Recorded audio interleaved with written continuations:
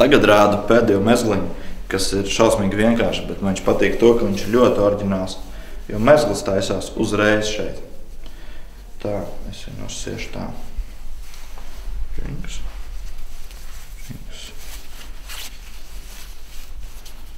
Šitā. Šito metam uzreiz cauri. Tā.